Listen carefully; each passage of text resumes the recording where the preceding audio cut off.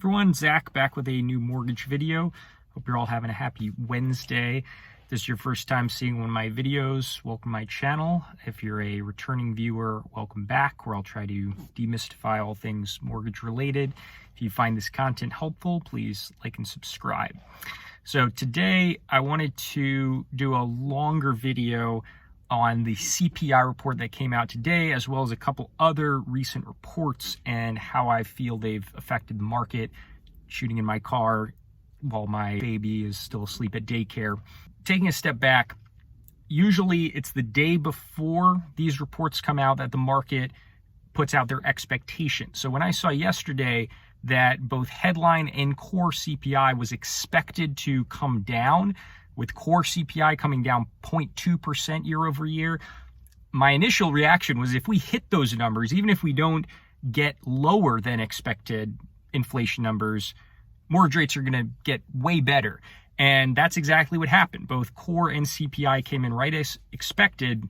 However, the tricky part is when I see the CPI and PC numbers, look at the overall numbers first, but then I will look at shelter. And shelter did not decline very much this month. It basically was the same as March. It declined 0.12% year over year, very similar and not what you'd want.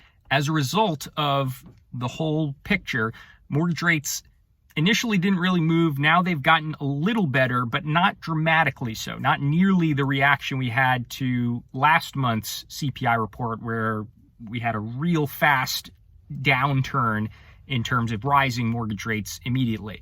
For what it's worth, I think this is the proper reaction. The market should factor in shelter, I think, because this is still the biggest component of overall inflation. However, you should feel good that despite this slight decline, inflation improved overall. Now, I want to talk about another report that came in yesterday, the Producer Price Index report, which is another report that measures inflation. This one is usually not as impactful as CPI or PCE, but it can move the market. And this one in particular was interesting because overall, PPI came in higher than expected. However, mortgage rates did not get worse. They basically stayed flat. And the reason for that was some of the underlying metrics for that report were better than expected. And they're pieces that will trickle down into PCE, which comes at the end of the month. So it's interesting to me that the market is reacting not just to the headline inflation numbers, but really delving in more deeply. And I think that's the right reaction, to be honest. So as it stands now, the market is adamant that June is going to be another rate pause. I agree with that.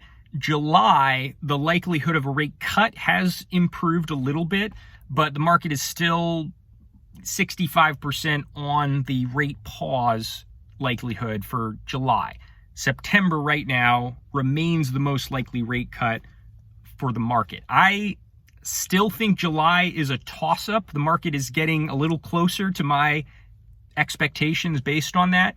But I do think that there are two things that I think will determine whether we get a July rate cut. Inflation overall, and I still think shelter is going to be the driving factor of inflation either coming down or staying flat, and the job market. If we continue getting these very slight declines in shelter and overall inflation, I could still see a July rate cut if the job market really shows signs of slowing down. We haven't seen enough data to suggest, in my opinion, that has happened already, but we're starting to see slight signs of weakness. We've seen now a much lower than expected job openings report. And last week, we saw a much higher than expected initial jobless claims report. This is a report that I barely talk about because it's so it comes in every week, every Thursday, and it's been so consistently in line with expectations or slightly below that it's not really worth talking about. However, last week, we saw much higher than expected initial jobless claims. This report comes out every week, whereas unemployment only comes out once a month. initial jobless claims is usually a predictor of unemployment. So if we continue to see higher than expected initial jobless claims, I would expect this to trickle into unemployment. And if that rises, I could see the Fed cutting rates before they want to. So those are my thoughts as of right now. As always, if anything dramatic changes, I'll shoot another video. As always, if you have any personalized questions about locking, the market conditions, or want to dive deeper into any of this, feel free to call, text, or email me. But thanks for tuning in to this video, and I'll see you next time.